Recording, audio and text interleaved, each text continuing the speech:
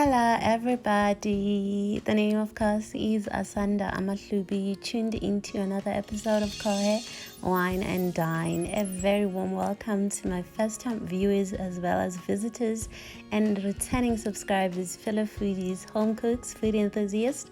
It is always a pleasure seeing your familiar face around here. On today's video, I'll be showing you how to prepare Dombolo, also known as steamed bread. Now please note the recipe and the method used here. It is very easy and beginner friendly. So if at any point your dough does not rise properly or doesn't rise at all, then I will need to understand, because ma'am, why? What was the reason? I just explained the reason. What was the reason, bitch?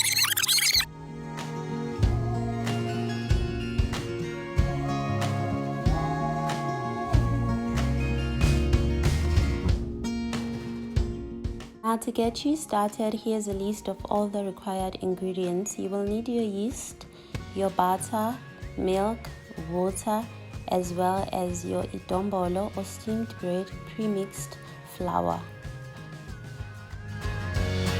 Using your measuring jar, you're going to measure 3 cups of the Dombolo pre-mixed flour and then add these to the empty bowl.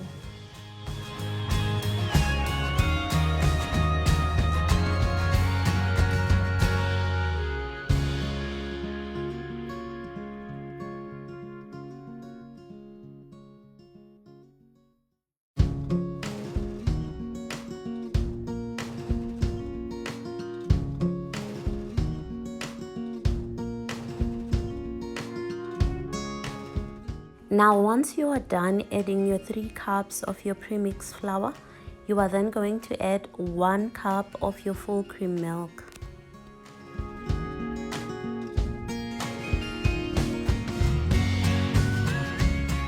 Then next up, we are going to add a half a quarter of lukewarm water to our Dombolo premix flour or steamed bread premix flour that had the milk added onto it. Then in your 1 tablespoon of unsalted butter.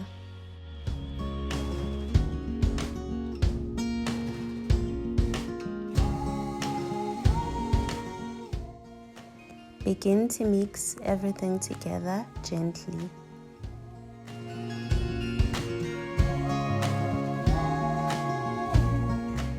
Now you can continue to add 1 teaspoon and a quarter of your yeast to your pre-mixed dough.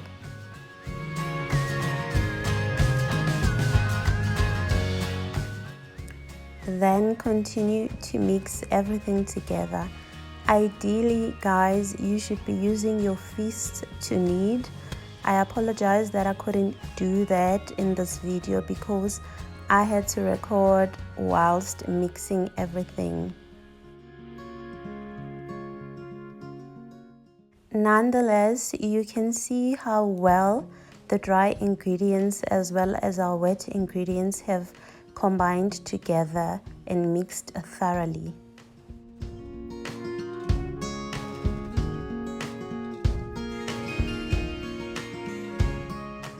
Now that everything has mixed together perfectly, we can now proceed to cover up our dough, and then we are going to keep it in a warm place for 30 minutes so that it can rise. On this particular day, the weather in Joburg was very warm and sunny, so I decided to take advantage of that. I stored my dough outdoors. Now, if at any point you are preparing to make your steamed bread or Dombolo and the weather is gloomy, then you can use 2 of these options, either one of them. One, you can cover your dough with a warm fleece blanket, or secondly, you can turn on your oven, then turn it off, and whilst it is still warm, you can then store your dough in there. The idea is to keep the dough warm so that the yeast can begin to ferment, and once the yeast ferments, it causes your dough to rise, and a perfectly risen dough will give you Dombolo or steamed bread. Now, if at any point your dough does not rise, then we have a problem. because at that point you will be making something. It won't be called IDombolo or steamed bread. It would be called something, I don't know what, but it definitely won't be IDombolo or steamed bread. Also, why wouldn't your dough rise? Why wouldn't your dough rise? I mean, I've given you the measurements of the yeast, so why? My 30 minutes had lapsed, and have a look at my perfectly risen dough. It has risen so perfect, so on point, and it is ready to move on to the next step of our IDombolo or steamed bread making.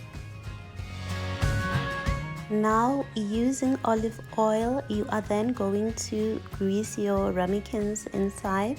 Please note that you can also use butter or any other type of cooking oil.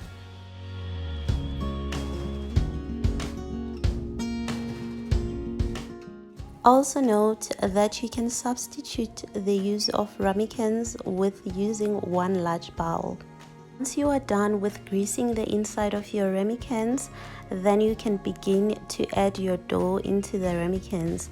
Now, for this video's purposes, I added 2.5 full tablespoons of the dough. Now guys, please do not overfill your ramekins, as the dough will rise up also when still cooking. Once you are then done, you can add your ramekins with the dough inside a pot. Please use a pot that is large enough for you to fill water and still have space to lift up your ramekins. Please note that the water added here is warm water. Also fill 300 milliliters, do not overfill your pot.